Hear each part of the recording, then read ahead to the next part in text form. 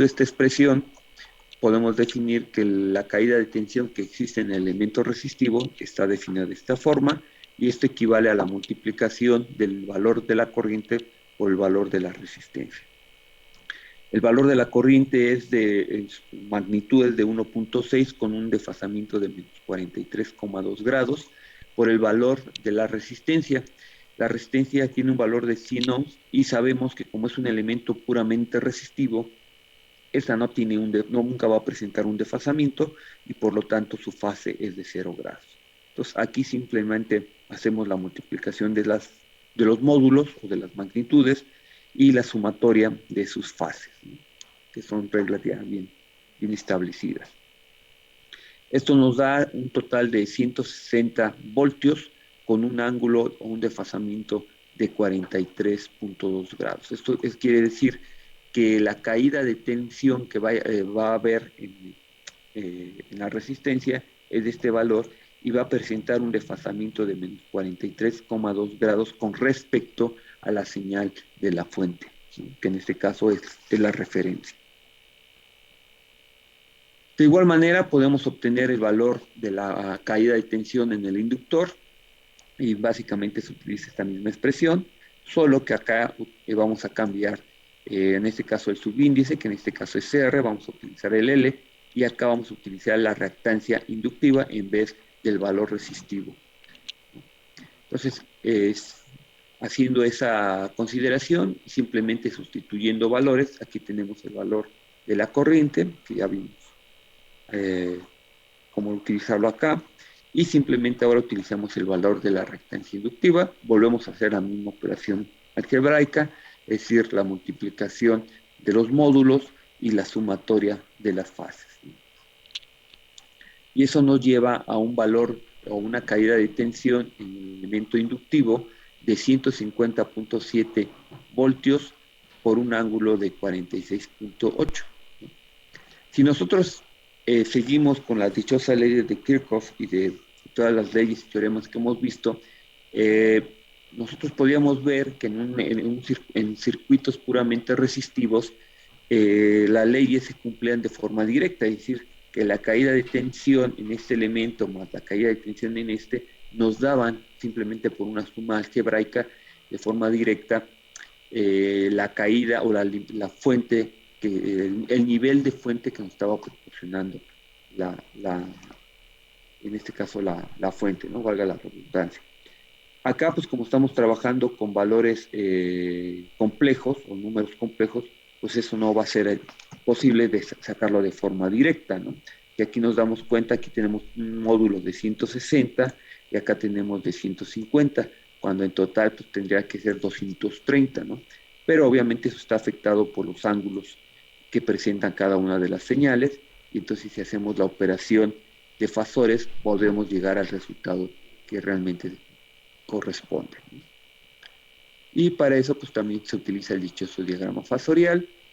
Acá vemos que, resumiendo un poquito los resultados, obtuvimos una corriente total de 1,6 por un ángulo de menos 43,2 amperes, una caída de tensión en la resistencia de 160 con un ángulo de 43,2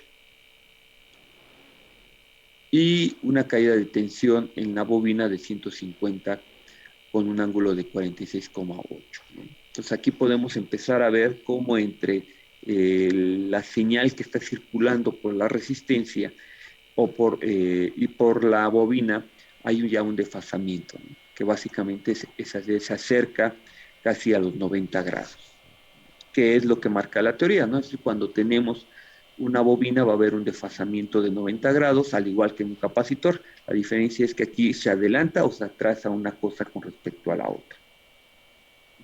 Entonces, empezando a dibujar el diagrama fasorial, tenemos en el eje X, que corresponde normalmente a la parte positiva, pues en este caso vamos a graficarlo en función de corrientes y voltajes. Entonces tenemos aquí la fuente de voltaje, que corresponde a los 220, con este caso un ángulo de fase de 0 grados. Y entonces, siguiendo ese movimiento, ese diagrama, vemos que la corriente la vamos a dibujar acá. en el eje negativo, básicamente sería el cuarto cuadrante, con una magnitud de 1,6 amperes y con un ángulo de menos 43,2. Hasta ahí ya tenemos graficado y el valor de la fuente. Entonces, para concluir ya este diagrama fasorial, simplemente dibujamos, vemos los resultados y vemos que el nivel o la caída de tensión en la resistencia presenta el mismo desfasamiento que la corriente, es decir, básicamente la corriente y la caída de tensión en un circuito serie RL están en fase, aunque no estén en fase con la fuente, pero estos dos elementos están en fase. Entonces dibujamos ahora el vector correspondiente a la caída de tensión en la resistencia, ¿no? Que en este caso es de 160. Y la caída de tensión en la inductancia pues, nos presenta un módulo de 150 con un desfasamiento de 46,8, y pues ya lo dibujamos acá, ¿no? Entonces podemos ver que entre la caída de tensión en la inductancia y la caída de tensión en la resistencia, pues básicamente tenemos un, un desfasamiento de 90 grados, ¿no? Entonces ya teniendo eso podemos sacar la magnitud de la resultante, que en este caso es esta, y obviamente pues debe de corresponder a los 220 voltios, ¿no? En cuestión de magnitud y en cuestión de fase pues debe de darnos alrededor o cerca de 0 grados, ¿no? Y aquí se puede ir viendo más o menos qué valores son los que vamos a obtener. Entonces con esto básicamente concluimos el análisis de este circuito, vemos que los resultados que se obtienen y pues están dentro de lo que estábamos esperando. Entonces, igual como lo vimos en el caso anterior, pues vámonos a Proteus para verificar que esos resultados realmente se estén obteniendo de forma adecuada.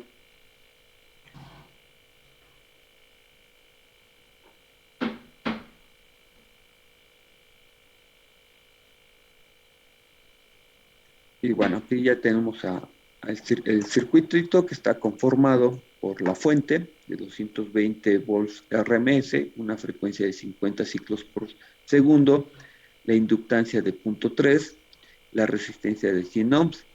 Entonces aquí utilicé un amperímetro conectado en serie para medir la corriente total, voltmetros de forma paralela a cada uno de los elementos para conocer su caída de tensión.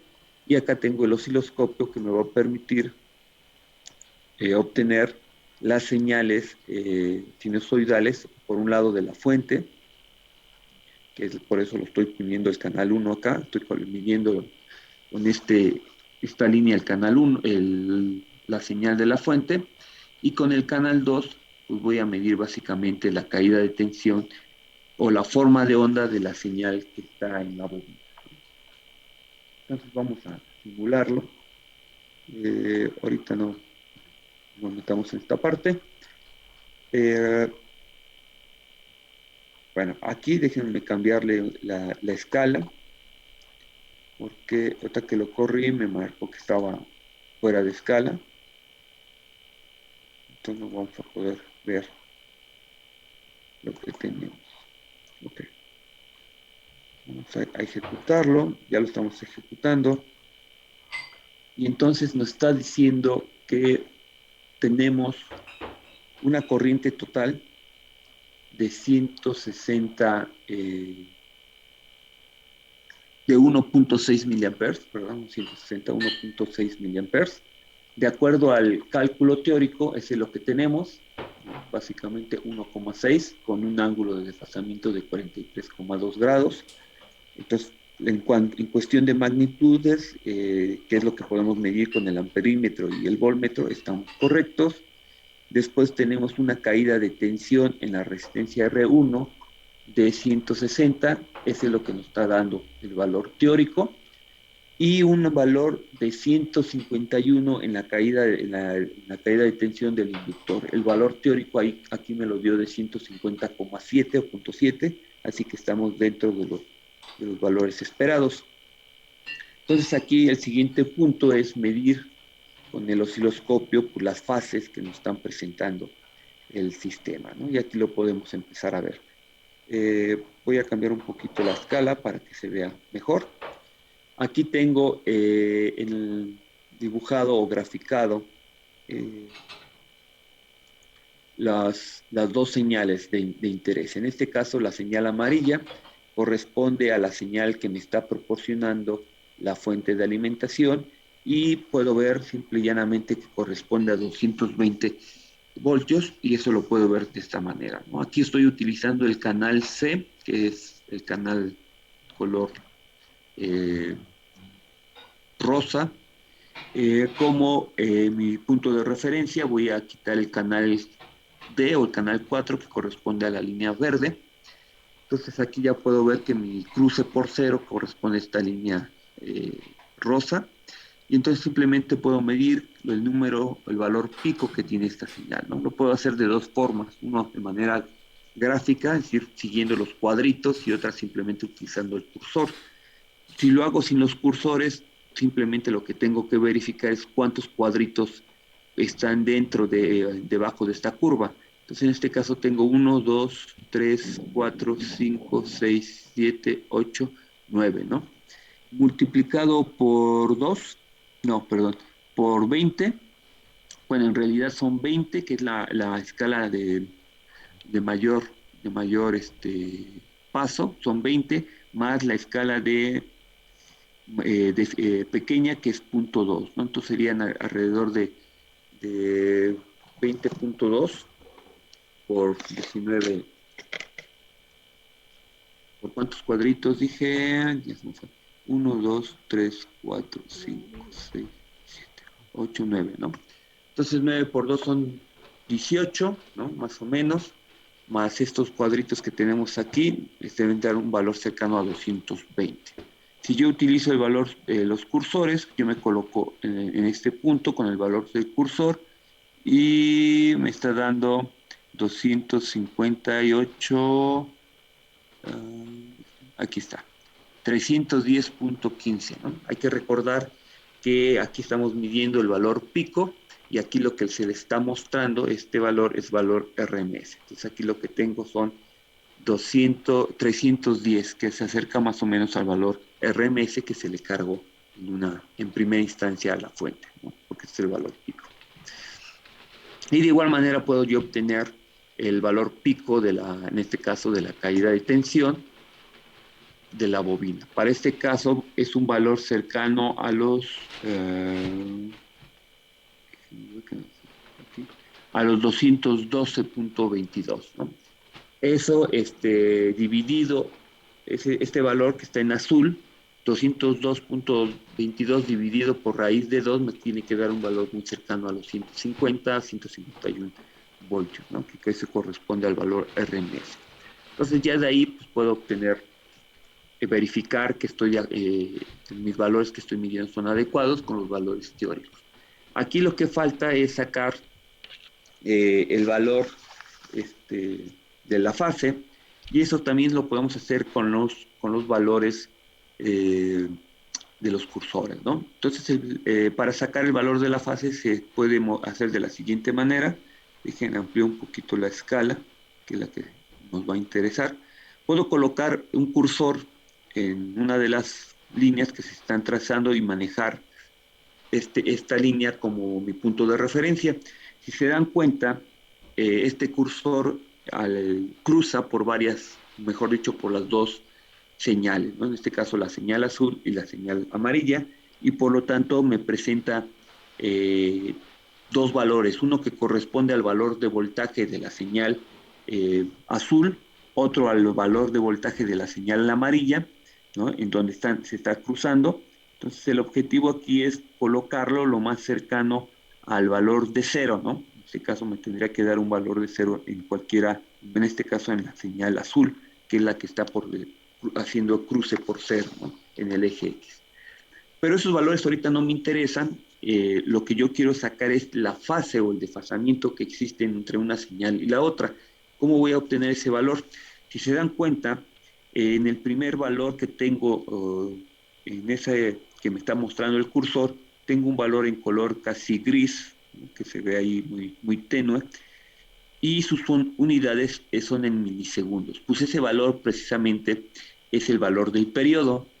Entonces aquí yo tengo que obtener ese valor y sumarlo. Entonces yo aquí voy a colocar ese valor, le doy clic al cursor para que se quede posicionado en ese lugar y después eh, lo voy a mover sobre el eje X hacia el lado positivo y me voy a buscar el otro punto en donde se están cruzando. Es decir, en donde ahora la línea o la señal amarilla, o el trazo amarillo, cruza por el eje, hace el dichoso cruce por cero, es decir, cruza o atraviesa el eje X, que es, en este caso ya estoy aquí colocado, ¿no? Entonces, aquí, como concuerda con el cero de la pantalla, pues me está dando básicamente un valor de cero, en el valor de cero, en el valor del periodo.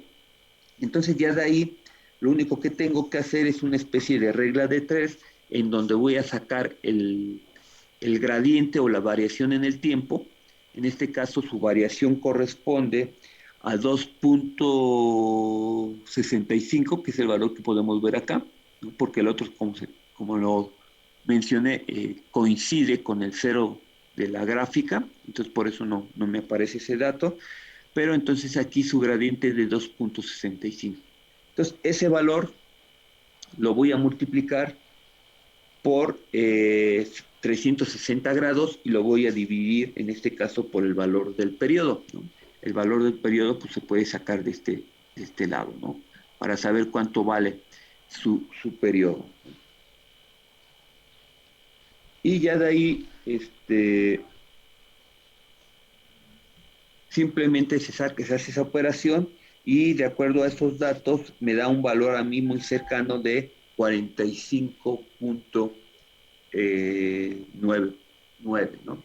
Entonces, si yo me voy a los valores teóricos, permítame,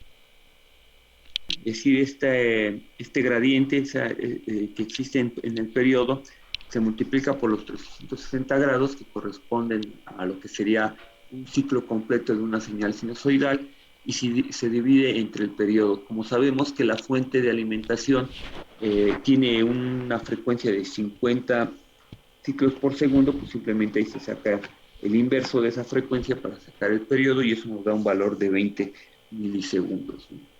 Entonces, haciendo esa operación simple, nos da, con los valores medidos, un valor de 45.9 grados. El valor teórico es de 46.8. Entonces, estamos muy cercanos al valor teórico y medido. Obviamente, esa diferencia que existe entre el valor teórico y el valor medido que estamos sacando aquí en el osciloscopio, pues se debe más que nada a esto, al error, ¿no? Que puede existir, en este caso, yo que estoy haciendo la medición, es qué tan preciso soy para colocar los cursores exactamente en los cruces por cero de cada una de las señales, ¿no? Y poder y hacer que el sistema me defina ese gradiente, ¿no? Básicamente eso es lo que te va a dar, o me está dando en este caso, provocando un error, ¿no? De medición.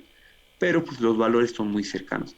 Y ese tipo de errores, que se llama paralelaje, son muy comunes en el momento en que uno entra a un laboratorio y hace este tipo de medidas, ¿no? A veces depende mucho de la capacidad, de qué tan eres tan diestro para manejar los controles del osciloscopio y también de posicionarlos de manera adecuada en los puntos adecuados. Pero eso no importa, ya que las diferencias son insignificantes, no afectan tanto. Este tipo de errores también se pueden corregir si hacemos todo automatizado, ¿no? Aquí obviamente existe el error humano, en este caso yo que estoy manipulando estos cursores, y en un laboratorio real volvemos a lo mismo, será o dependerá de la persona que esté haciendo las mediciones. Y esto se puede solucionar si automatizamos este tipo de mediciones a través de un conjunto de herramientas que pues, ya se tienen en la industria o en la academia, ¿no? Entonces, continuamos un poquito ya para terminar con este tema. Entonces ya vimos ahorita los resultados que se pueden obtener de manera teórica y cómo podemos verificarlos en una simulación, en este caso con Proteus, y vimos que esos resultados son muy cercanos, ¿no? Básicamente ya con estos datos, es decir, la parte teórica, la parte simulada, el siguiente paso sería empezar a armar estos circuititos y hacer las mediciones correspondientes. Ya tenemos, digamos, dos referencias, uno que es la parte teórica y la otra la simulada. Entonces, la garantía o la probabilidad de que una vez que armemos los circuitos funcione adecuadamente, pues es bastante alta, ¿no? A lo mejor ahí vamos a tener algunos detallitos cuando empecemos a armar el circuitito, por el hecho de que a lo mejor en la parte de teórica no estamos considerando aspectos como la, el alambrado, tipo de conectores, etc., etc., ¿no?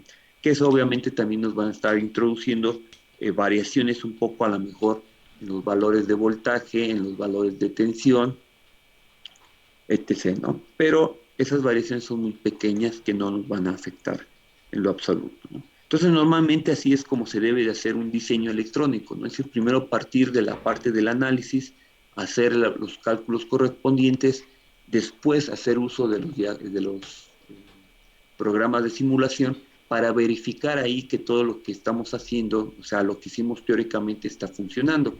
La ventaja con los sistemas de simulación es que no vamos a tener ningún problema de quemar o de dañar algún dispositivo. Simplemente nos van a manejar errores si es que lo estamos cometiendo, en que estamos a lo mejor suministrando más corriente a un elemento que no es capaz de soportarlo. Y ya con esto pues podemos ir a la parte práctica. Bueno, siguiendo con el mismo tema, pues el siguiente punto que también es de bastante interés es la potencia que existe en estos circuitos, ¿no? Al igual como lo vimos en un circuito RC, pues la potencia se va a dar también en un circuito RR. Como se dijo en su momento, en un circuito de corriente alterna, puramente resistivo, toda la energía entregada por la fuente se disipa en forma de calor por la resistencia, ¿no? Sin embargo, acá en un circuito de corriente alterna puramente inductivo, toda la energía entregada por la fuente es almacenada por el inductor en su campo magnético durante una parte del ciclo de voltaje y luego regresa a la fuente durante otra parte del ciclo, ¿no? Para que no haya energía neta, ¿no? Se conversión a calor. Cuando hay tanto resistencia como inductancia, como es el caso que se presenta en la diapositiva, parte de la energía es almacenada y se devuelve alternativamente por la inductancia y parte es disipada por la resistencia. Es decir, que básicamente al sistema, es decir, a través de su conexión de tierra, pues no le va a llegar la misma cantidad de energía que se suministró, porque hay ciertas pérdidas, es decir, esas pérdidas básicamente me lo está dando la resistencia. Entonces, la cantidad de energía convertida en calor está determinada por los valores relativos de la resistencia y en este caso de la reactancia inductiva. Ya sabemos que un inductor pues, es un elemento conductor y va a presentar un valor resistivo pequeño, pero suficiente para presentar esas pérdidas. Cuando la resistencia en un circuito RL en serie es mayor que la reactancia inductiva, la resistencia disipa más de la energía total entregada por la fuente que la que almacena y que devuelve al inductor, ¿no? Cuando la reactancia es mayor que la resistencia, se almacena y se devuelve más energía total de la que se convierte en calor. Como se sabe, Entonces la potencia disipada en una resistencia se llama potencia verdadera, y esta potencia y la potencia en un inductor se llama potencia reactiva, ¿no? Si se dan cuenta, es básicamente lo mismo que vimos con un circuito RC. En el triángulo de potencia generalizado, como se ve aquí en la imagen, para el circuito RL en serie se muestra que la potencia aparente, en este caso que es la PA, viene siendo la resultante de la potencia verdadera y la potencia reactiva, ¿no? La potencia verdadera es la potencia que se está generando a través del elemento resistor, y la potencia reactiva pues es básicamente la que se va a generar a través del elemento inductor, ¿no? Y también tenemos un ángulo denominado teta. Y bueno, volvemos igual un poquito a las definiciones que ya vimos con la parte reactiva, capacitiva. Acá en la parte del circuito serie con el inductor básicamente son las mismas definiciones, no hay cambios, solamente que aquí estamos manejando la reactancia inductiva en lugar de la reactancia capacitiva. Y esto pues, se le llama la dichosa potencia reactiva. Esta es la potencia reactiva que está conformada por este vector. Y de igual manera, pues vamos ahora a ver, ya que vimos toda la parte del comportamiento de un circuito R, ¿no? Puramente resistivo, después vimos el comportamiento de un circuito serie conformado por una resistencia y un capacitor, y acabamos de terminar de ver la parte o cómo se comporta un circuito serie cuando está conformado por un circuito RL, ¿no? Entonces, el último tema que falta por ver es cómo se va a comportar un circuito serie cuando tiene los tres componentes, ¿no? Y ahí entran otros conceptos un poquito diferentes que nos van a servir para hacer otro tipo de diseños que van a ver más adelante, ¿no? Como lo que son osciladores, por ejemplo, ¿no? En donde ahí entran en juego estos dos elementos, y este valor se utiliza ahí como para controlar un poquito esa parte de oscilación. En su momento les hablé del dichoso circuito tanque, que está conformado por un circuito paralelo que tiene una resistencia, una inductancia y una capacitancia. Y normalmente ese tipo de circuitos, el circuito tanque, no se le incluyen resistencias, precisamente porque lo que queremos ahí es que el sistema no tenga pérdidas. Y como no queremos que tenga pérdidas, entonces el circuito se vuelva oscilatorio por sí solo, ¿no? Y entonces ya entra también otro tipo de sistemas, los circuitos o los amplificadores oscilantes, que se utilizan precisamente en circuitos de telecomunicación, ¿no? Pero bueno, las bases son estas. Y entonces aquí en un circuito RLC en serie, que contiene una resistencia, inductancia y capacitancia, podemos ver que la reactancia inductiva y la reactancia capacitiva tienen efectos opuestos, ¿no?, en el ángulo de la fase del circuito, y por lo tanto la reactancia total es menor que la reactancia individual. ¿Ok? Acuérdense que en un sistema RL teníamos un avance, hablando de corrientes, de 90 grados. En el mismo sistema, pero formado por una resistencia y un capacitor, tenemos un atraso de la corriente, ¿no? Entonces ahí es a lo que me estoy refiriendo, ¿no? Esos efectos en fase, pues básicamente se pueden anular en un momento dado. Entonces, en una reactancia inductiva, la corriente se va a retrasar con respecto al voltaje de la fuente, y en la reactancia capacitiva se tiene el efecto contrario, ¿no? La corriente se adelanta con respecto al voltaje de la fuente. Por lo tanto, esas reactancias, tanto inductivas como capacitivas, tienden a compensarse entre sí. Y eso pues también nos lleva a otro concepto que se llama resonancia, ¿no? Y en su momento vamos a ver qué es esto y para qué se utiliza ese fenómeno. Cuando son iguales, obviamente estos se van a cancelar y la reactancia total pues es cero, ¿no? En cualquier caso, la reactancia total en un circuito en serie está entonces dado o definido por esta expresión, ¿no?, que al final de cuentas será la resta de esas magnitudes, es decir, de la reactancia inductiva menos la reactancia capacitiva, y esto va a ser siempre menor a la reactancia de cada uno de los elementos. ¿Ok? Y entonces de ahí se desprenden dos condiciones, ¿no? Cuando la reactancia inductiva es mucho mayor o es mayor que la reactancia capacitiva, el circuito es predominantemente inductivo. Y cuando, en el caso contrario, cuando la reactancia inductiva es mucho menor o menor a la reactancia capacitiva, el circuito es predominantemente capacitivo. Y si se acuerdan a dónde va esto, este tipo de comportamientos lo vimos precisamente en las primeras clases cuando hablamos de los circuitos equivalentes de un resistor, una inductancia y un capacitor, ¿no? Entonces encontramos en su momento eh, como elementos independientes de que, por ejemplo, la resistencia idealmente se debe comportar como una línea horizontal. Sin embargo, de acuerdo a sus características de fabricación, esto podría presentar un comportamiento inductivo o bien un comportamiento capacitivo, ¿no? Entonces, básicamente, esta terminología se está refiriendo precisamente a estos dos intervalos de trabajo, ¿no? Cuando XL, es decir, cuando el valor de esta reactancia es mayor con respecto a esta, pues su comportamiento va a estar definido en esta área.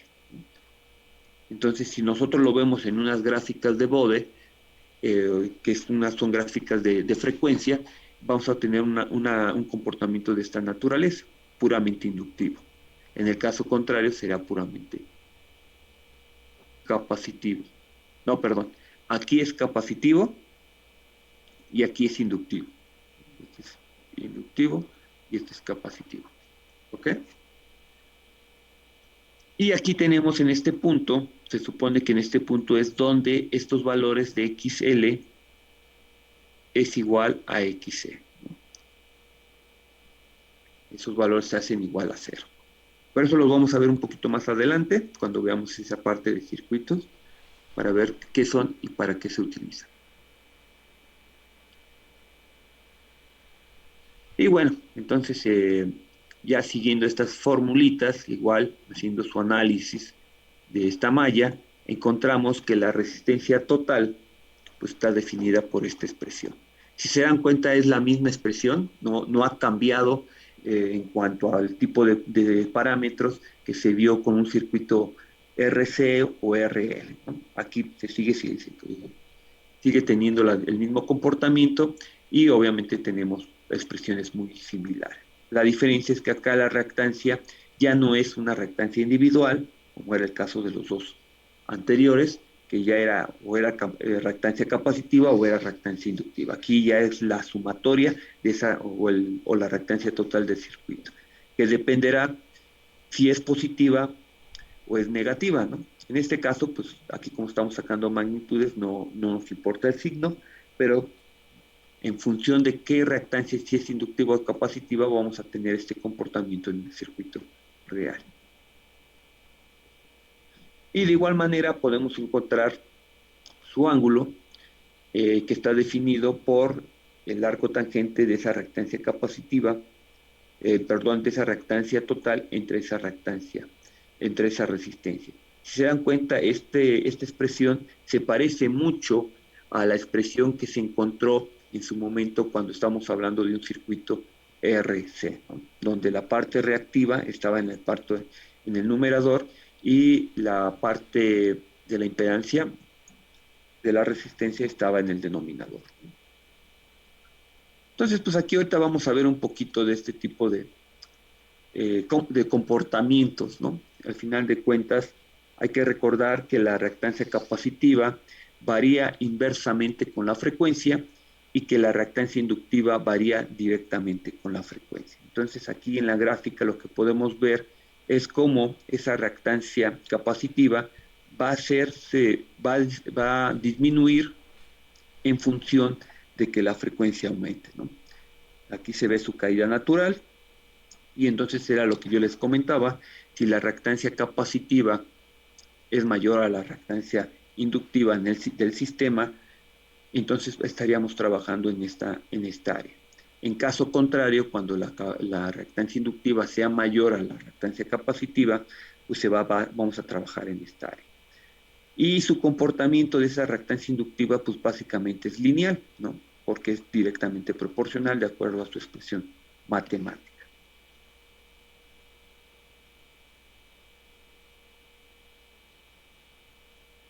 Y entonces, pues lo que podemos ver en este circuito es que la reactancia total se comporta de la siguiente manera, ¿no? Comenzando a una frecuencia muy baja, en donde la reactancia capacitiva es muy grande con respecto a la capacitancia inductiva, entonces vamos a tener un comportamiento capacitivo. Y el circuito es predominantemente capacitivo. A medida que aumenta la frecuencia, X se disminuye y XL aumenta hasta que se alcanza un valor en el que X, es decir, en donde las reactancias capacitivas e inductivas son iguales. A este punto, precisamente como les mencionaba, este punto se le llama frecuencia de resonancia. Si se dan cuenta, ahí esa frecuencia es donde precisamente esos dos valores coinciden, pero con signos negativos, y por lo tanto van a básicamente a anularse. Y aquí en las gráficas pues podemos ver que es donde básicamente se corta, ¿no? La reactancia capacitiva con la reactancia inductiva. Esto en un sistema de circuito eléctrico va a hacer que estos dos valores se cancelen, lo que hace que el circuito sea puramente resistivo desde el punto de vista de impedancia, ¿no? Entonces, cuando estamos hablando que un circuito serie de estas naturalezas está en resonancia, realmente lo que estamos haciendo es que su impedancia sea puramente resistiva, a pesar a una frecuencia específica, ¿no? Hay que recordar que si utilizamos un circuito puramente resistivo, pues nunca vamos a encontrar ese factor de resonancia. Y sobre todo a una frecuencia específica. Con esto sí lo estamos haciendo. Entonces, esta condición es la condición de resonancia en serie, y a medida que la frecuencia aumenta, XL se vuelve mayor que XC y el circuito es predominantemente inductivo.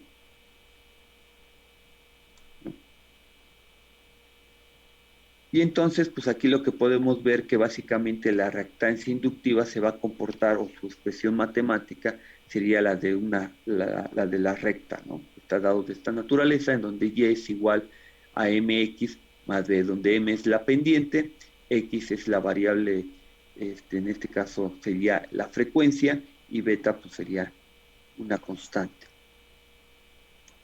Entonces aquí vamos a empezar a definir un poquito y decimos que XL es igual, cómo se define la reactancia inductiva. Si comparamos estas dos expresiones, pues podemos ir empezando a definir que Y es básicamente, corresponde a la reactancia inductiva, que M, es decir, la pendiente de esta línea está dado por dos veces pi L, básicamente es lo que nos va a dar esa pendiente, ¿ok? Y que bueno, B pues sería una constante que se va a ir definiendo.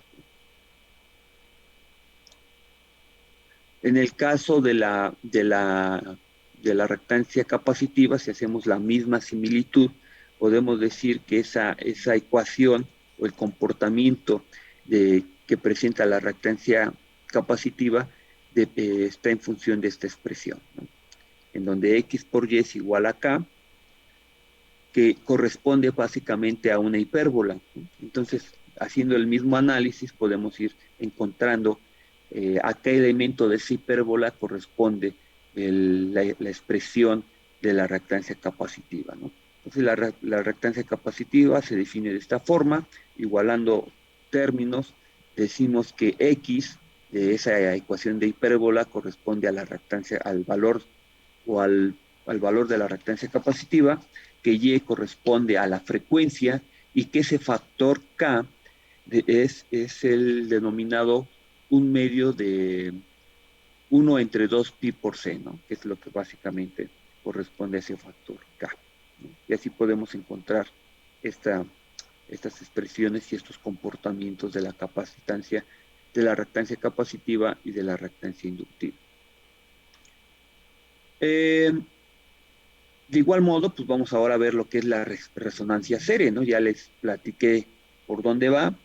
Lo que tenemos que hacer es encontrar valores en donde la reactancia inductiva y la reactancia capacitiva, pues de alguna manera se anulan. Y a esto pues, ¿y eso cómo lo vamos a encontrar? Pues finalmente lo vamos a encontrar no con el valor, eh, digamos aquí el parámetro importante es la frecuencia, que la frecuencia es el parámetro común de los dos elementos, ese valor es a lo que nosotros queremos hacer que resuene ese sistema. Y entonces pues empezamos otra vez, ¿no? La primera condición que cuando encontramos esa frecuencia de resonancia, vamos a hacer que esas reactancias, tanto inductivas como capacitivas, sean iguales, pero de signo contrario. Esa es la primera condición. Y entonces como segunda condición es que la impedancia total del circuito es puramente resistiva. Entonces ya teniendo estas dos condiciones, entonces yo puedo encontrar un circuito equivalente en el que me dice que en un circuito resonante a la frecuencia FR, entonces mi circuito equivalente sería básicamente este, ¿no? El que yo estoy teniendo.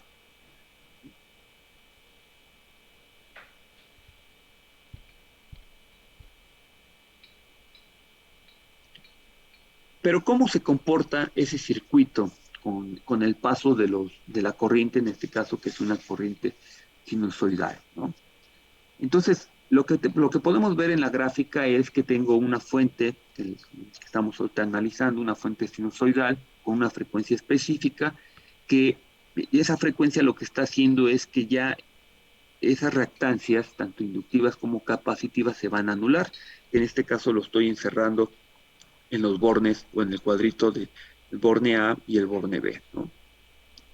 Y ahí lo que yo puedo ver es que si yo mido en ese momento, en ese circuito resonante, yo mido con un amperímetro, con un voltmetro, su nivel de voltaje ahí en esos dos bornes tiene que ser igual a cero. Y eso me está garantizando que yo estoy básicamente anulando o que esos efectos reactivos se están anulando. Pero desde el punto de vista, ¿por qué se presenta este comportamiento? En su momento nosotros vimos el análisis de un circuito RC y dijimos que la caída de tensión, por ejemplo, del capacitor, como lo vemos aquí, va a presentar un desfasamiento, en este caso, básicamente de cero, ¿no? Si consideramos este elemento como, este punto como la referencia. Siguiendo el mismo análisis, es decir, la caída de tensión que existe en la bobina, con ese mismo punto de referencia, vemos que presenta un desfasamiento de 180 grados, ¿no? Entonces, si sumamos estos dos niveles de voltaje, que en este caso la magnitud deben ser iguales, ¿no? Pero el desfasamiento es contrario, entonces precisamente estos niveles de voltaje que hay aquí en el voltaje de la bobina y en el voltaje del capacitor van a cumplir el mismo principio, que son iguales en magnitud, pero con desfasamientos opuestos, y entonces lo que va a pasar es que aquí se van a anular estos dos efectos. Es decir, por eso tengo entre el borne A y el borne B una caída de tensión de 0 voltios. Ajá. No así si yo mido del borne A al borne B, al borne, vamos a poner C, ¿no? Si yo hago eso del borne A al borne C, lo que voy a tener es esta caída de tensión que se ve acá, y si yo lo hago de C a B, voy a tener esta caída de tensión. Pero esta es la forma como se está comportando este circuito. Entonces aquí ya me presenta un desfasamiento de 180 grados en voltaje, ¿no?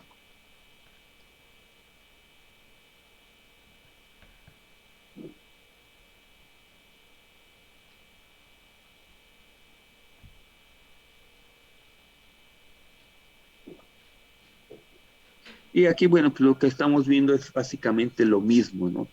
La diferencia es que acá el análisis se puede hacer, yo lo hice de forma muy general, es decir, con la onda completa, pero aquí lo que podemos hacerlo es partirlo, ¿no? Vamos a analizar el ciclo positivo, aquí el ciclo positivo lo tengo eh, con un valor máximo pico, acá lo tengo con un valor, en este caso, negativo, también el valor pico, Y entonces, como estos dos valores picos son iguales, pero uno es positivo y el otro es negativo, pues obviamente se van a anular.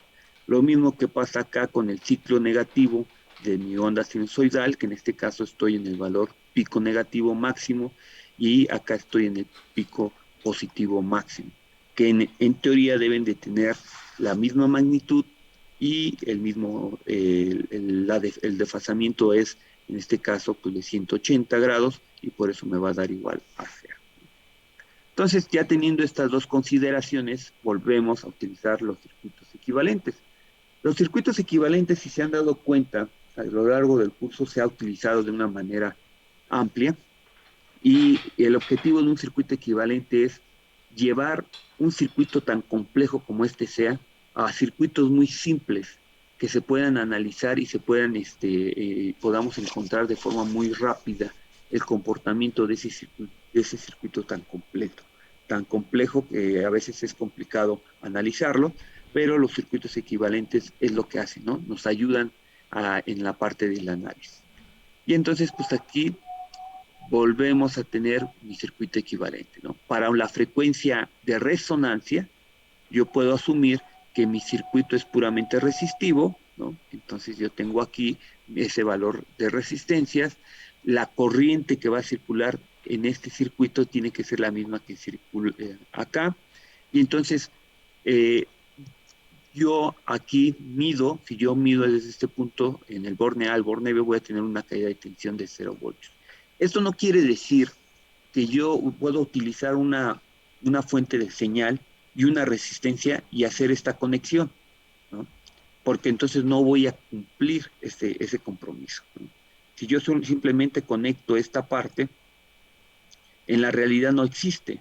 Es decir, ese circuito puramente resistivo nunca me va a dar una frecuencia de resonancia. Forzosamente necesito de dos componentes, en este caso un capacitor y una bobina, que a esta frecuencia se van a comportar como esto, como un circuito, un cortocircuito, pero eso quiere decir que físicamente no existan, ¿no? Al contrario, sí existen, pero conociendo su comportamiento, sus características de comportamiento con respecto a una frecuencia, bueno, pues yo puedo hacer este tipo de consideraciones, ¿no? En la cuestión de ángulos, bueno, pues por la parte de la bobina hay que recordar que la caída de tensión que existe en una bobina presenta un desfasamiento de 90 grados con respecto a la caída de tensión de la resistencia o de la fuente, ¿no? En el caso contrario de los capacitores es también de 90 grados, pero negativo, ¿no? Entonces, por eso, cuando yo hablo de un desfasamiento que existe entre la caída de tensión de la bobina con respecto a la caída de tensión del capacitor, pues me da una caída, un desfasamiento de 180 grados. Y eso sucede simple y llanamente cuando estas dos reactancias son iguales. Y esto, pues finalmente yo puedo sustituir las definiciones de la reactancia inductiva con respecto a la definición de la reactancia capacitiva, y aquí el objetivo es encontrar precisamente cómo definir esa frecuencia de resonancia. Y esa frecuencia de resonancia se define precisamente por esta expresión, ¿okay? Que está directamente definida por el valor de la inductancia y la capacitancia. Entonces, gracias a estos dos comportamientos, nosotros aquí estamos utilizando un circuito resonante y el comportamiento que me va a dar es este. Pero si yo conozco estas dos partes, puedo utilizar precisamente este componente capacitivo y este componente inductivo para otro tipo de cuestiones, como lo vimos en su momento con los transistores, en donde utilizamos un capacitor para la parte de acoplamiento de impedancias, ¿no? Porque entonces yo lo que buscaba es que yo quería que a cierta frecuencia, ajá, del capacitor se comportara como esto, como un circuito, un cortocircuito. Entonces lo que yo hice fue precisamente en función con este valor, darle, buscar, mejor dicho, un valor de reactancia capacitiva muy pequeñita, en este caso del orden de alrededor de 1 o 2 unidades de ohms, para que yo, en función de la frecuencia a la que yo voy a trabajar, es decir, la señal con la que yo quería amplificar, y encontrar un valor capacitivo para que yo cumpliera con esta conexión, ¿no? Entonces ahí se empiezan a dar cuenta un poco de las aplicaciones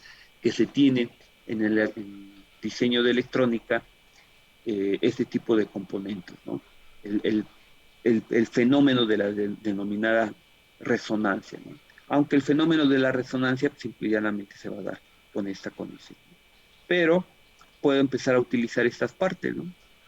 ¿En qué momento yo puedo considerar que mi reactancia capacitiva o inductiva se va a comportar como un cortocircuito o bien como un circuito abierto a una frecuencia específica? ¿No? Ese ejemplo que les acabo de dar de capacitores de acoplamiento, pues es el ejemplo más claro, ¿no?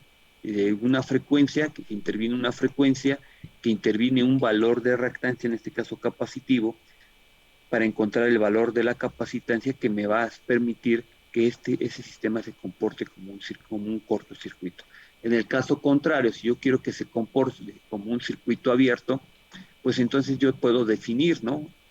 A qué valor, la frecuencia que va a trabajar mi sistema, que yo quiero que se comporte como un circuito abierto, y entonces puedo encontrar, en este caso, puedo definir que este valor de reactancia capacitiva tiene que ser un valor muy grande para que se comporte como una impedancia casi tirándole al infinito.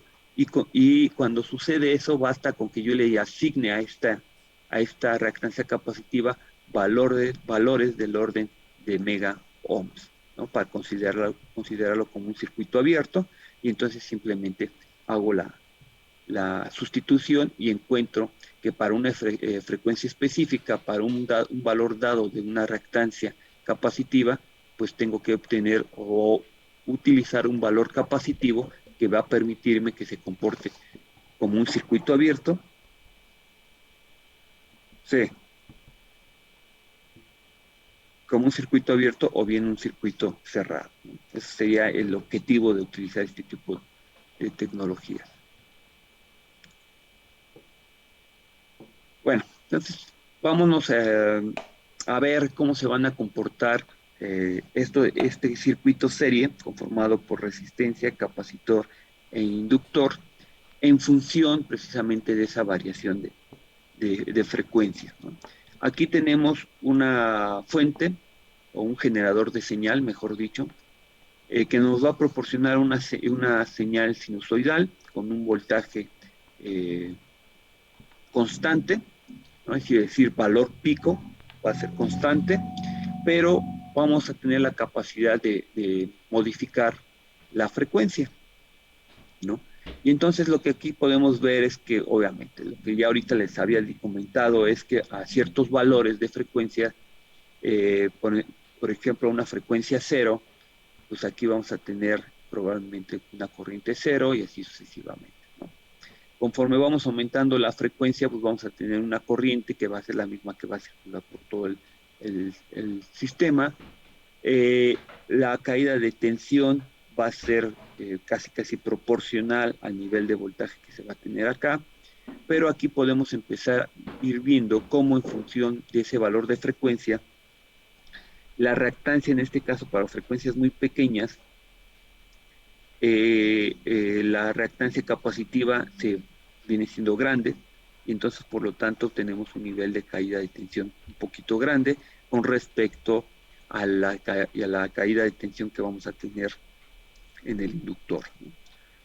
Pero al igual, si yo mido esa señal de voltaje o esa caída de tensión en estos dos puntos, pues vamos a tener un nivel de voltaje casi muy parecido al valor de la caída de tensión que hay en el capacitor, y esto obviamente va a empezar a disminuir conforme la frecuencia va a ir aumentando.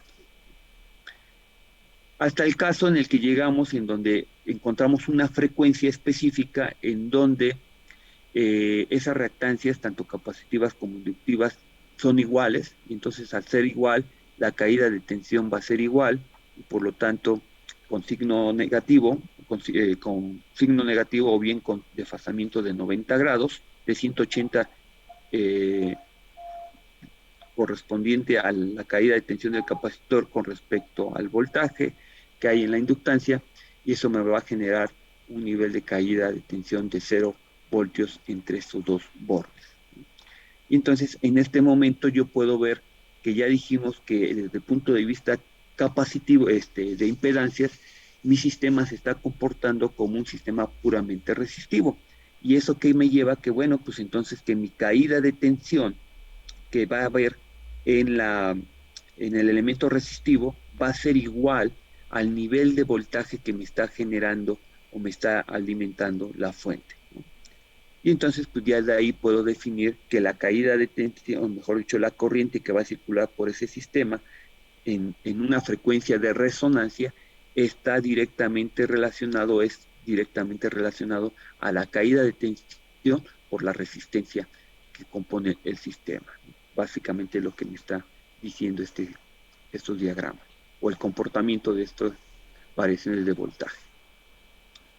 Y aquí está el caso contrario, es decir, en el primer caso fue básicamente si yo les dibujo aquí la grafiquita de un sistema de resonancia, es una especie de gráfica de Gauss, en donde aquí en el primer caso estamos hablando, vamos a poner, esta es la frecuencia de resonancia, entonces esta parte es el comportamiento que va a haber entre corrientes, voltajes en un sistema puramente serie, y entonces nos posiciona en esta área.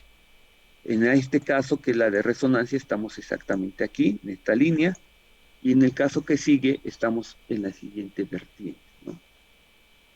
En donde la reactancia capacitiva va a ser mucho menor a la reactancia inductiva, entonces la corriente disminuye a partir de la corriente máxima que se tiene, que en este caso es cuando encontramos la frecuencia de resonancia, y VR, es decir, el voltaje de la que hay en la resistencia también va a ir disminuyendo a partir de ese valor máximo.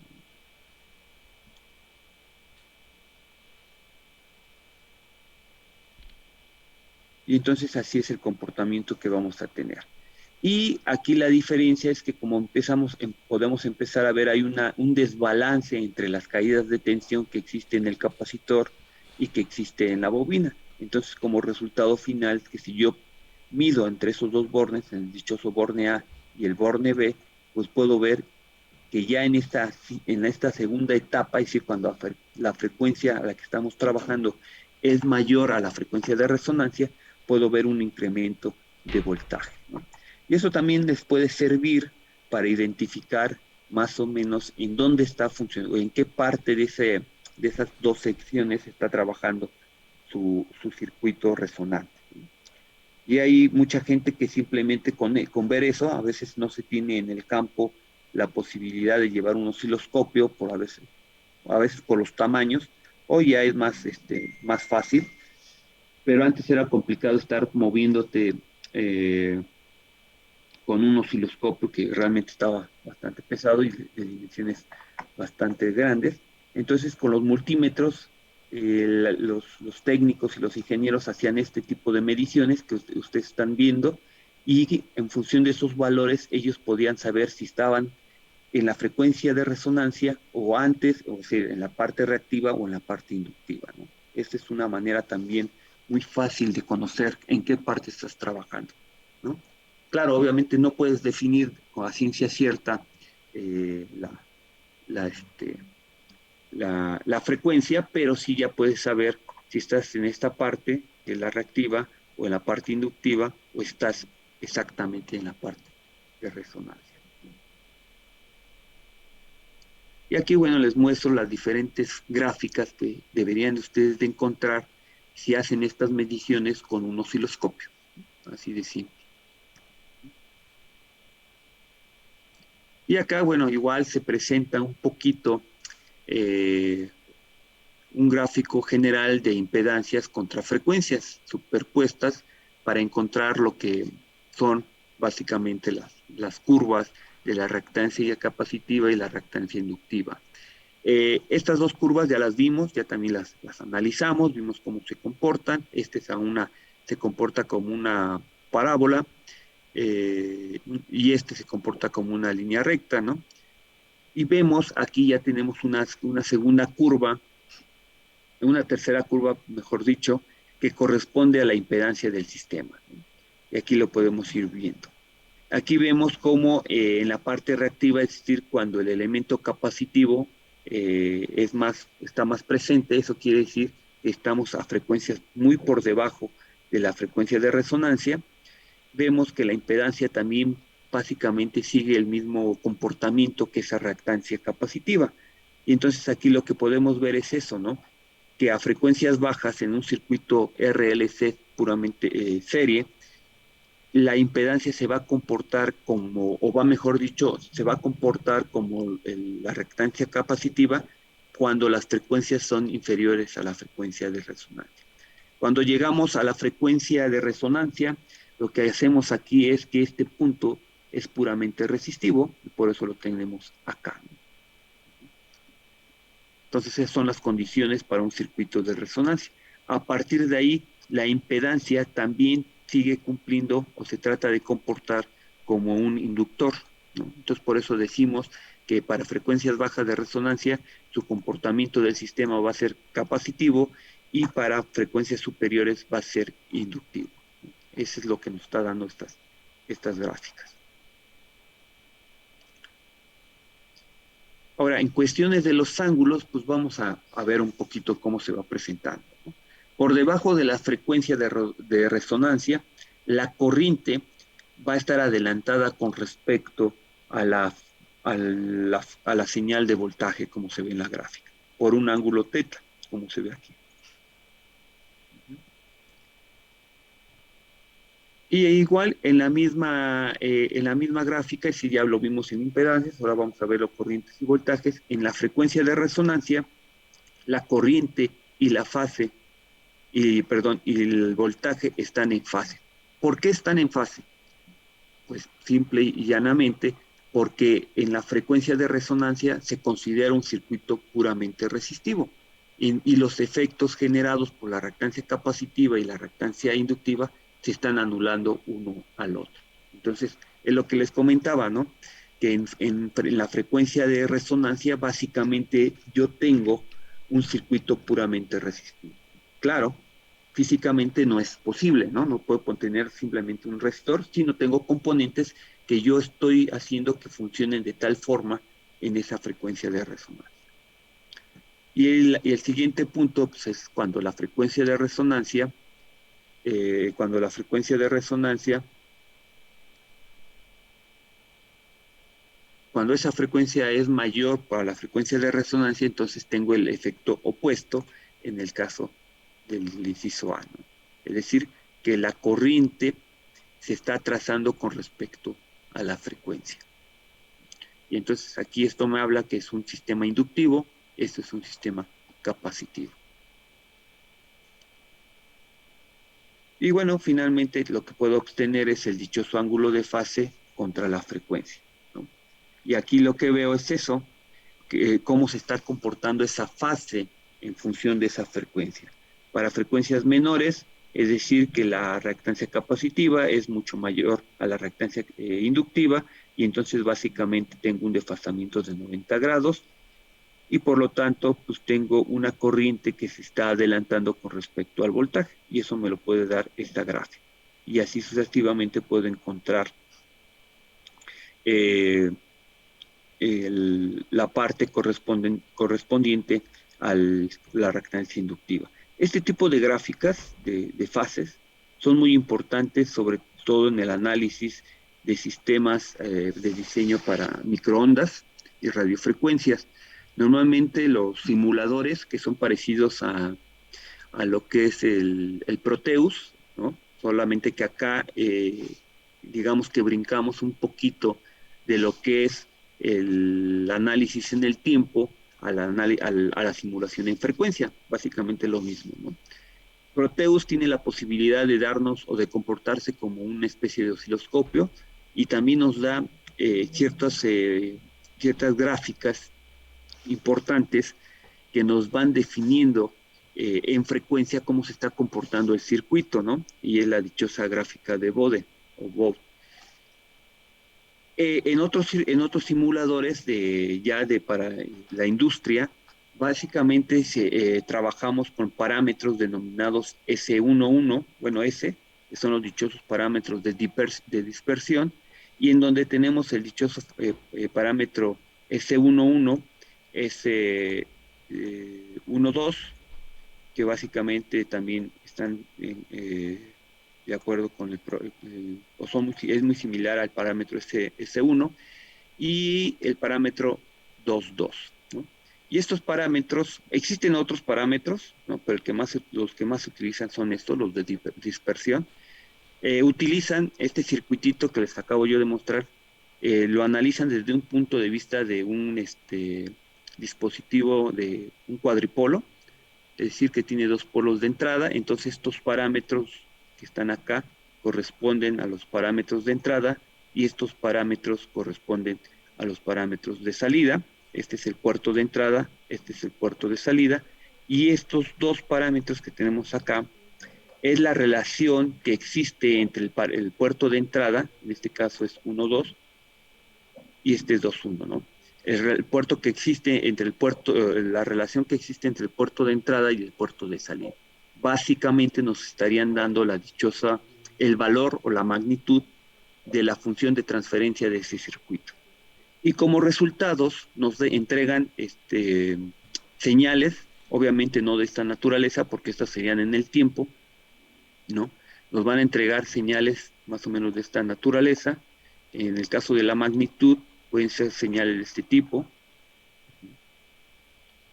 Por ejemplo, para el caso del S1, nos entregan este valor, y aquí lo que encontramos o tenemos que analizar, si podemos ver, es esta parte que podríamos hablar, que es esa frecuencia de resonancia, ¿no? En donde aquí básicamente con este parámetro S1, lo que estamos midiendo es la impedancia del puerto de entrada a esta frecuencia, porque ya dijimos que cuando pasa este punto estamos trabajando en un sistema puramente resistivo. Entonces eso nos está indicando que tenemos una impedancia del puerto de entrada de X. Dependerá para qué queremos el diseño. Permítame.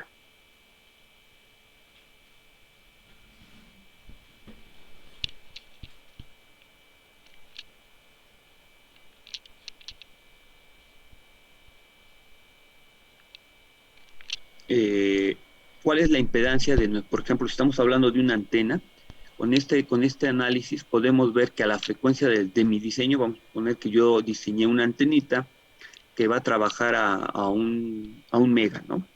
Y entonces lo que yo estoy haciendo es que esta antenita, con estos parámetros, puedo ver que esta frecuencia, saber su impedancia de entrada. Su valor de esta antena, la mayoría de las veces de las antenas para microondas, debe estar alrededor de 50 ohms. ¿Ok?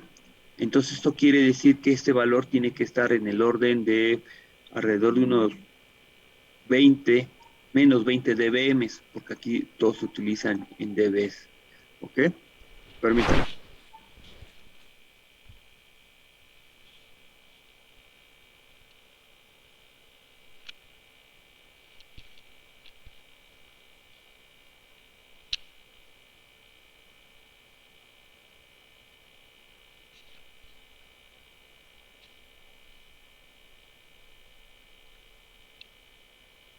Entonces, este es uno de los usos que se dan en este tipo de cosas, el análisis de este tipo de circuitos RL, serie o paralelo o RC, ¿no? Porque entonces, ¿qué nos está diciendo? Que una antena del tipo que ustedes quieran, yo puedo obtener su circuito equivalente. Nosotros podemos ver una antena física que puede ser una estructura, básicamente, o que puede ser un plato, ¿no? Pero en el diseño nosotros lo que hacemos es igual buscamos su circuito equivalente con circuitos RLC, y entonces todo este tipo de teorías pues son de importancia porque me están diciendo cómo se está comportando, ¿no? Y la otra gráfica que también les comento son gráficas de esta naturaleza, gráficas de fase. Y normalmente dependerá cómo se comporta el sistema, me puede presentar fase así o como la que tengo acá, ¿no? Que va de un comportamiento reactivo eh, a un comportamiento inductivo, ¿no? Y ya de ahí, pues también se desprende otras gráficas, como son las gráficas de Smith, que nos permiten precisamente trabajar con este tipo de elementos, ¿no? Impedancias, si el comportamiento es capacitivo, es inductivo, cómo diseñar precisamente esas redes de acoplamiento. Cuando nosotros vimos transistores en la parte de amplificación, nosotros nos fuimos por la forma más simple, ¿no? De un circuito de acoplamiento, que es simple y llanamente un capacitor, para el caso de acoplar la señal sinusoidal que es de entrada a la siguiente etapa, y a lo mejor nos faltó ver la parte de cómo bloquear, por ejemplo, una señal de corriente directa, que es el entonces, para bloquear la señal de corriente alterna hacia la fuente a través de bobinas y otros capacitores, ¿no? Este tipo de redes aquí son redes de acoplamiento, pero también de protección. Uh-huh. Y este tipo de comportamientos son muy similares a los que encontramos en los diseños de antenas particularmente, y también en los diseños de filtros, que eso lo vamos a ver un poco más adelante. Y entonces ahí, otra vez, necesitamos saber su magnitud y sus frecuencias, o sus fases, mejor dicho.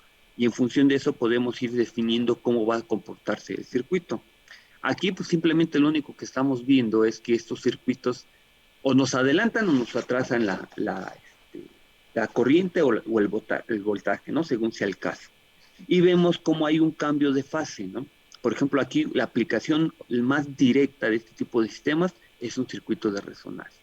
Y ya vimos que con dos componentes, es decir, capacitor e inductor, yo logro hacer un sistema de resonancia.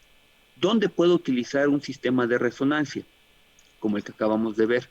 Pues en muchos lados, ¿no? Los circuitos resonantes, como se los dije, puede ser esto puede ser la parte de resonancia, ¿no? Y otro, en telecomunicaciones, si yo genero, por ejemplo, un sistema, eh,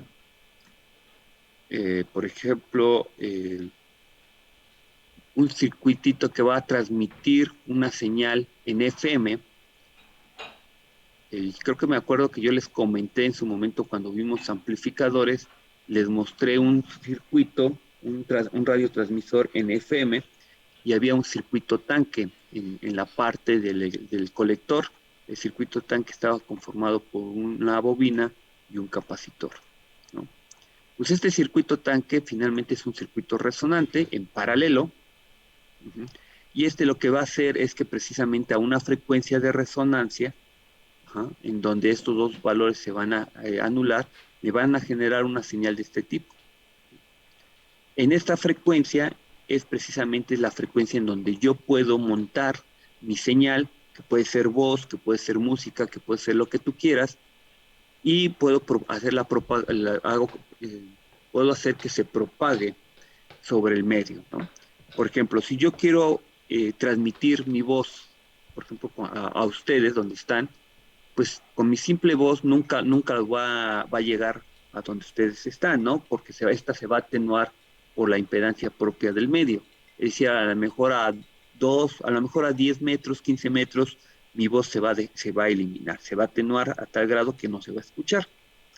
Entonces, ¿qué hago? Hago este tipo de circuitos en donde yo genero frecuencias del orden de megas, sobre todo,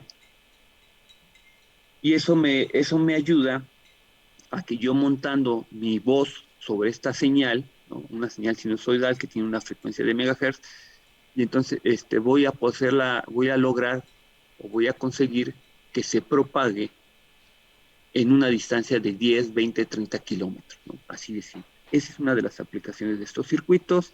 La otra son las antenas. La otra aplicación más directa son los dichosos filtros, ¿no? Pero bueno, en su momento vamos a ver qué pasa con esas aplicaciones. Aquí, pues como toca, pues hay que analizar un poquito todo lo que hemos visto en teoría con un circuito práctico, ¿no? Y de esa manera ver cómo calcular sus datos y cómo simularlo. En este ejemplo tenemos un circuito serie conformado por un capacitor, una bobina y una resistencia, en donde su fuente de alimentación son de 5 voltios RMS y una frecuencia de 500 Hz. La capacitancia está de 470 nanofarad, la bobina es de 56 milis y la impedancia o la resistencia es de 10 kilos. Y aquí pues vamos a ver qué nos está pidiendo el enunciado, ¿no? Lo mismo, básicamente es lo mismo que hemos estado viendo en los casos anteriores, en donde me está pidiendo calcular las reactancias inductivas capacitivas, la impedancia del sistema, el desfasamiento entre tensiones y corrientes, la intensidad máxima del sistema y las tensiones parciales o las caídas de tensión que existen en cada uno de los elementos, para después encontrar la diferencia entre el voltaje, entre las caídas de tensión de VLE, del inductor y del capacitor, ¿no? Y en función de este valor yo puedo decir si está en una frecuencia de resonancia o no lo está.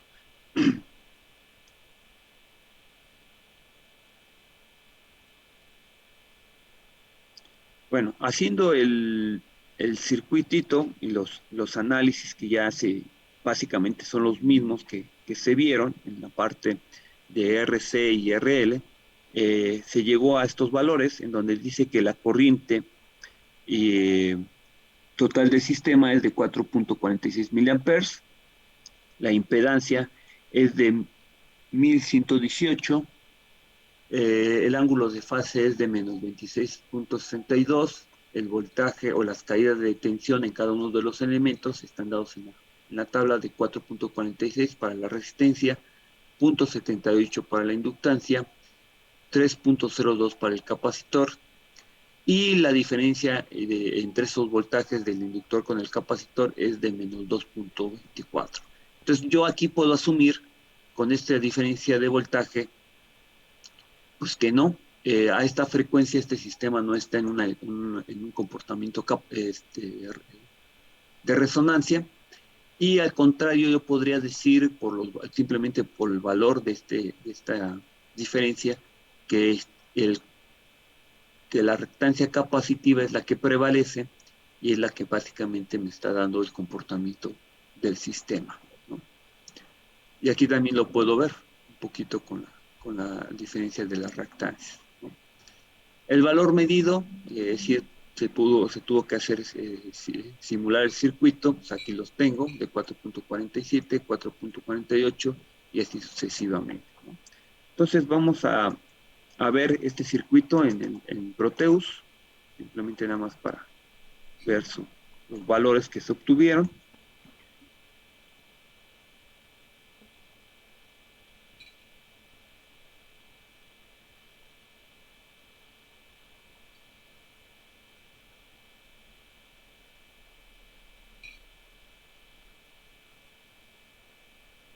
Ok, pues aquí ya está el circuito, ¿no? Como podemos ver, es un circuito serie.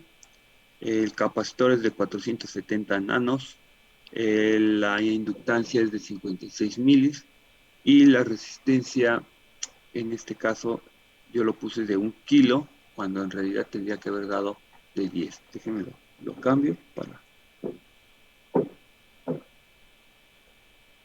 no haya ningún problema. Ok. La fuente de voltaje, igual, lo tenemos de 500 ciclos por segundo, que es la frecuencia. La amplitud pico es de 7.07, cuando el valor teórico era, bueno, el valor que me manejaban en la diapositiva era de 5 voltios RMS, ¿no? Entonces ya con esos datos simplemente los corremos y vamos a ver aquí una serie de cosas, ¿no? Podemos ver que el voltaje corresponde a 5 voltios, que es el valor RMS.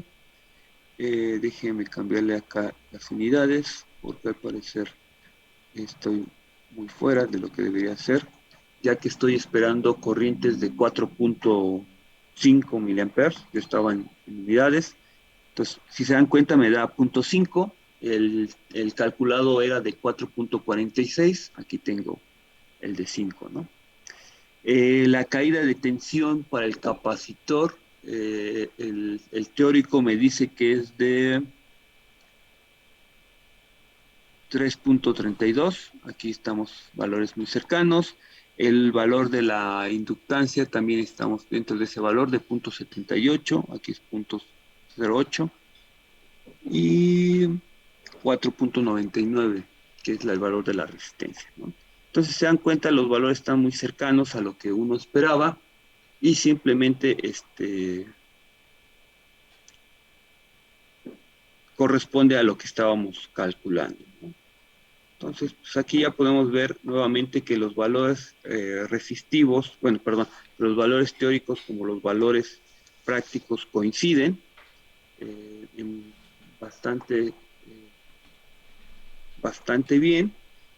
Y bueno, aquí simplemente hay que,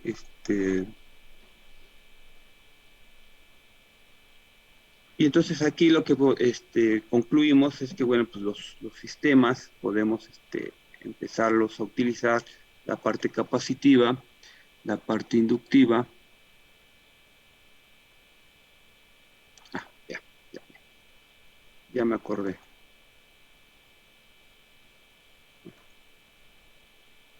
Y bueno, aquí también vemos, midiendo estos dos elementos, aquí lo vemos, que coinciden esos datos y podemos ver el desfase que existen entre las dos señales, ¿no? Y la señal pues se mide igual de la misma manera como se los comenté. Podemos hacerlo con los cursores, que si colocamos aquí y el segundo punto acá lo voy a poner un poquito abajo para que no se encimen. Saco esa diferencia en tiempos, eso lo multiplico por 360 grados y lo divido sobre el periodo de la frecuencia o de la frecuencia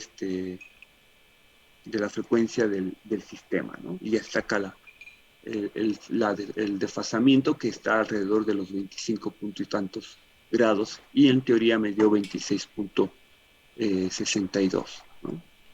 Entonces, pues básicamente con esto podemos ver eh, cómo utilizarlos. Hay muchas aplicaciones de este tipo de circuitos, ya les mencioné algunas. Eh, Más adelante vamos a ver un par de ellas más específicas, de manera más específicas. Y ya. Y bueno, la ventaja que se tiene con Proteus, que permite hacer este tipo de simulaciones, si se dan cuenta son simulaciones, o hasta ahorita han sido simulaciones muy sencillas, no implica mucho hacer ahí análisis muy cuantioso, muy difícil. Pero pues básicamente esas son las bases que necesitamos para empezar a hacer diseño electrónico y empezar a sumar tantos circuitos de esta naturaleza o sumar otro tipo de componentes como transistores, amplificadores operacionales, etc., etc., ¿no? Y bueno, la ventaja es de que la ventaja es que ahorita tenemos los simuladores que nos permiten verificar esos resultados.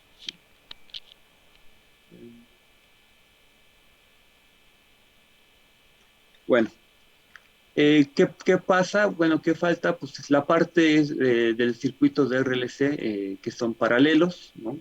A lo mismo que trabajamos con los circuitos RC o RL en paralelo, pues acá tenemos que hacer lo mismo, ¿no? Aquí tenemos un circuito paralelo RLC y igual podemos sacar su impedancia y su ángulo de fase. Pero aquí pues podemos trabajar de forma más directa, como lo vimos en la parte de los circuitos paralelos, que nos permitían trabajar con admitancias, conductancias y susceptancias, en este caso total, ¿no?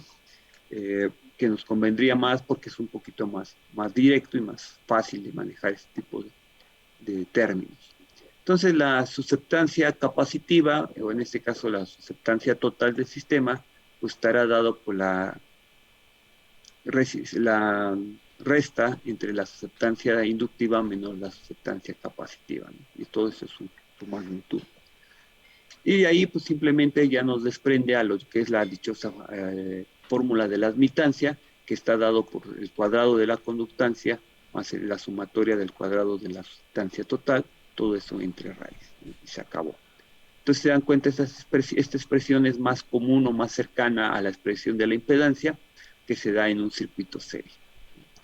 Y bueno, aquí simplemente cómo pasar de una, ¿no? Si ya tengo mi susceptancia, mi admitancia total, cómo puedo obtener la impedancia total del sistema. Eso básicamente son las mismas expresiones que ya se vio en la parte de sistemas paralelos, ya sea RL o ya sea RC. y el ángulo de fase o de desfasamiento que va a presentar el sistema, pues se va a representar de igual forma.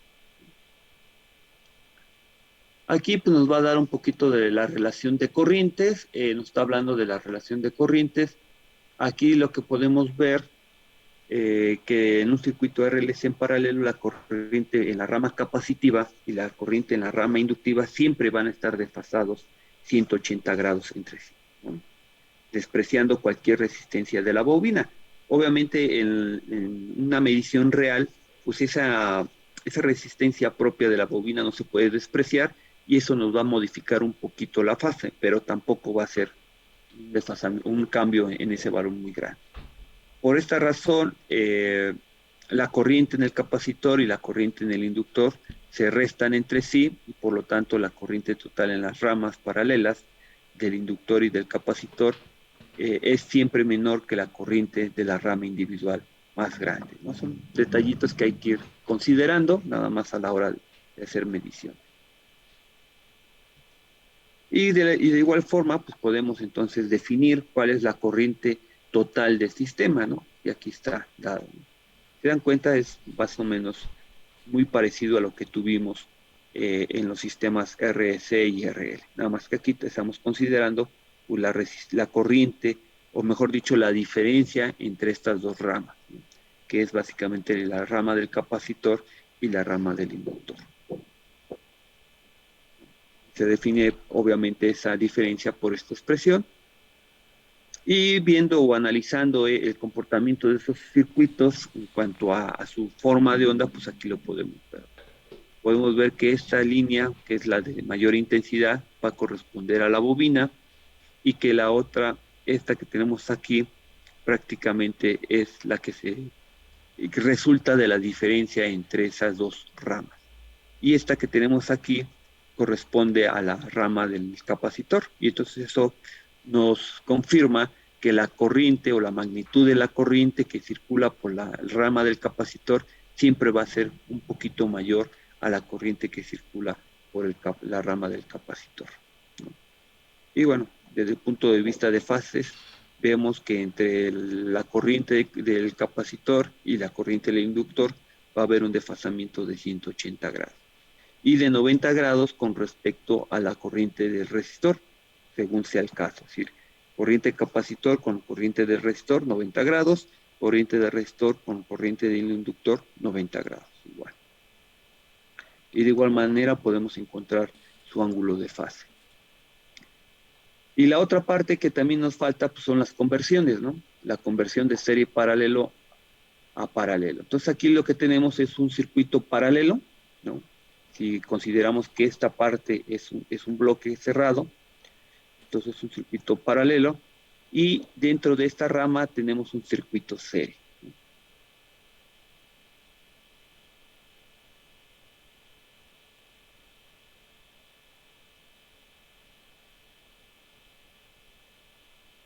Entonces, si podemos o queremos analizar el circuito, primero pues vamos a analizarlo de una manera puramente paralela, ¿no? Entonces, este circuito debe de corresponder a algo de esta naturaleza. Y entonces, ¿qué me lleva? Pues entonces yo utilizo lo que vimos en su momento de la, las definiciones de conversión de un circuito serie, que básicamente es esta parte, a un circuito paralelo. Entonces, si aquí se dan cuenta, utilizando esas conversiones que vimos, puedo pasar de esta rama que está en serie a una rama paralela y entonces ya dejo todo mi sistema en un circuito paralelo. Y de esa manera pues ya puedo trabajar u utilizar las expresiones que acabamos de ver.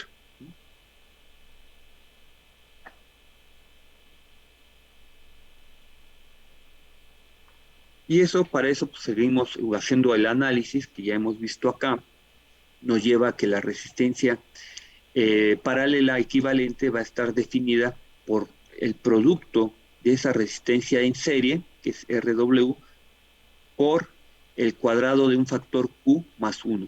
Y este factor Q, como se los dije en su momento, es el dichoso factor de calidad. No lo confundan con el punto Q del sistema de polarización de un transistor, son dos cosas diferentes. Aquí simplemente si podemos ver esta parte, simplemente es como la eficiencia de este sistema, ¿no? Por ejemplo, en este caso de la rama, de esta rama, ¿no? Porque está considerando la reactancia inductiva con respecto a la resistencia que presenta el resistor, ¿no? Entonces nos está dando más que nada la capacidad de disipar o el porcentaje de disipación de potencia, ¿no? Si lo quieren ver desde ese punto de vista. Entonces ya ese factor lo consideramos y lo utilizamos para obtener esa resistencia equivalente. ¿Por qué? Porque esta resistencia equivalente, ya dijimos, o los circuitos equivalentes deben ser capaces de comportarse igual al circuito original, tanto en corriente como en voltaje y sobre todo en potencia, ¿no? Aquí ya nos enfocamos más a la cuestión de potencia, en este caso a la disipación de la potencia, ¿no?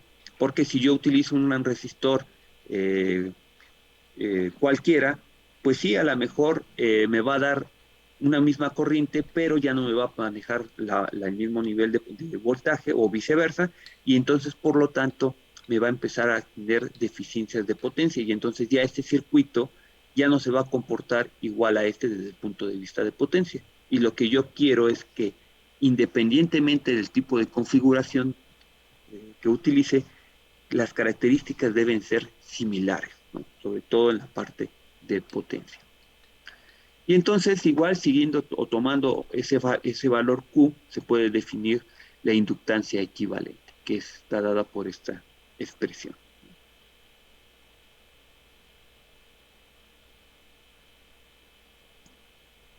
Y bueno, aquí igual, ya que tenemos esas equivalencias, pues se pueden utilizar en circuitos, en diseños, y no pasa nada. Al contrario, nos facilitan el proceso. El otro punto también, todos los circuitos, tanto serie como paralelo, pues tienen su resonancia. Aquí en este circuito paralelo no es la excepción. Y aquí lo que podemos ver es que la condición de resonancia en un circuito LC paralelo ideal es lo que básicamente se va a analizar en estos momentos.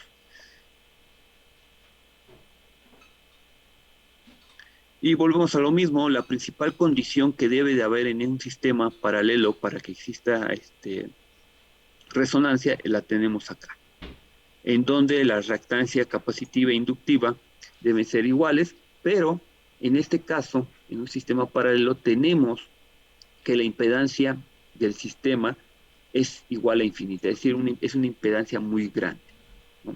A diferencia de que, por ejemplo, en el, este, en el circuito anterior, cuando tiene un valor resistivo, entonces la impedancia es puramente, es igual al valor de esa resistencia.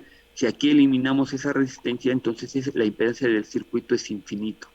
Y entonces por eso les comentaba, este tipo de circuito se le denomina también circuito tanque. Al tener una impedancia infinita, realmente lo que está pasando es que va a estar resonando ahí el sistema, pero nunca va a haber casi pérdidas, ¿no? O no va a tener pérdidas tan grandes como el otro. Y la frecuencia de resonancia se define de la misma manera, ahí sí no hay ningún cambio.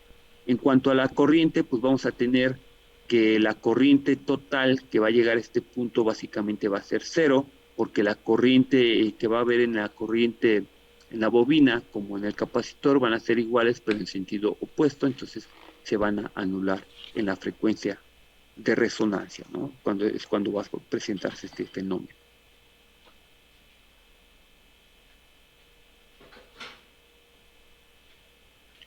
En la cuestión de ángulos, pues ahí lo podemos ver, igual se siguen comportando de la misma manera, como ya lo hemos visto hasta ahorita, ahí no hay cambios. En la parte de las fuentes, es decir, de las ondas o formas de ondas de las señales, podemos ver que existe precisamente ese desfasamiento de 180 grados entre la corriente del capacitor y la corriente de la bobina. Y por esa simple razón, pues es que cuando se suman o se restan, pues esta se anula. Ese es el por qué se presenta aquí en este punto un valor de corriente igual a cero.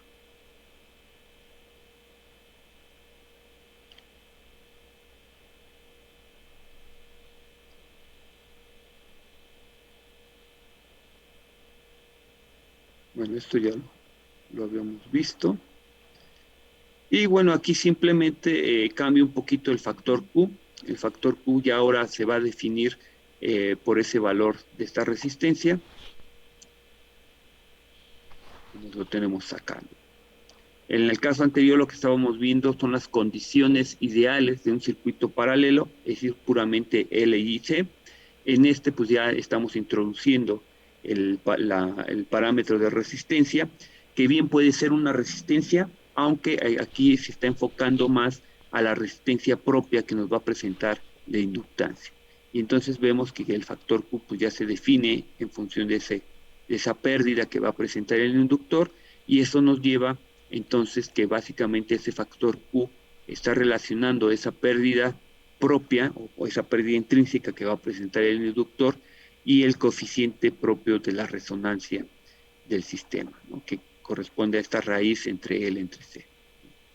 Y bueno, pues ya tomando en cuenta estas dos expresiones y el análisis que se ha venido haciendo, pues podemos empezar a encontrar básicamente lo que es la inductancia equivalente y a su vez su resistencia equivalente, en donde ya se está considerando esas pérdidas del sistema.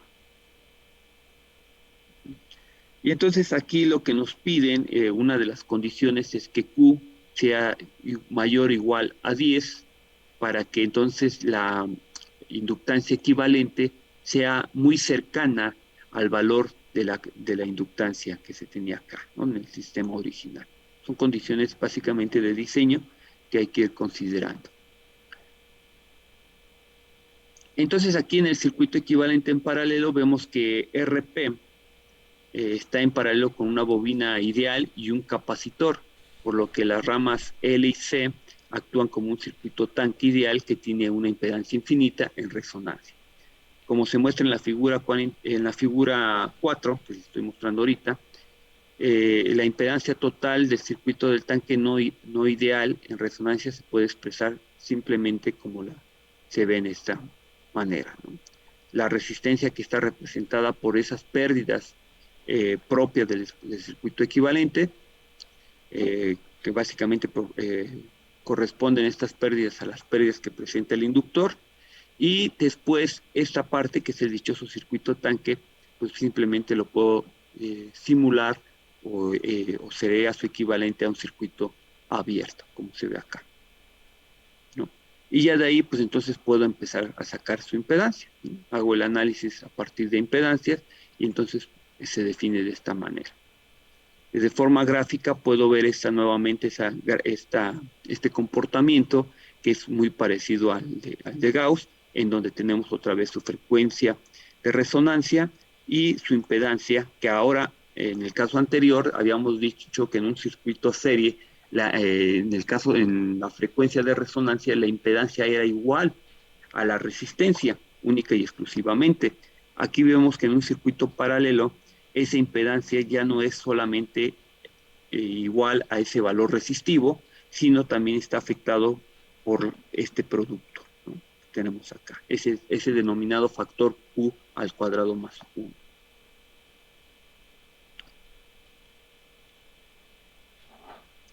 Y pues básicamente ese es su comportamiento de estos circuitos, cómo deben de utilizarse, cómo se deben de analizar y de simular lo que acabamos de ver. Entonces no sé si tengan alguna duda, pregunta, comentario.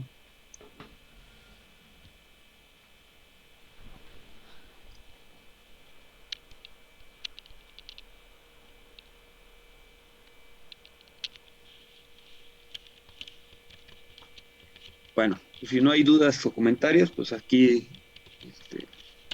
ya terminamos este tema. Al rato nada más les subo la práctica correspondiente a este tema. Y ya. Entonces para la próxima clase ver el siguiente. Sí, ya es que se están subiendo todas las presentaciones conforme se va acabando los temas, se van subiendo. Este también se va a ir subiendo para que ustedes también tengan material de apoyo. Bueno, pues si ya no hay nada que ver, Entonces aquí la dejamos. Recuerden que el próximo jueves es la última presentación de sus proyectos y y bueno, el jueves les comento un par de cosas en función de cómo vea cómo van sus proyectos, ahí lo vemos. Pero entonces preparen sus presentaciones y en la medida de lo posible envíenme sus reportes un día, 2 días antes para que yo los pueda leer y ya con sus presentaciones pues ya ver cómo van avanzando y tratar de aclarar dudas si es que las tienen o si simplemente darles el visto bueno. ¿Ok?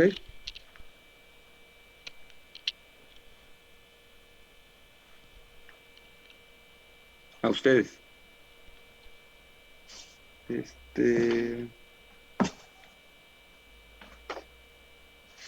Iván Ricardes García y Huerta Sánchez, ¿me esperan, por favor, para que platiquemos un poquito?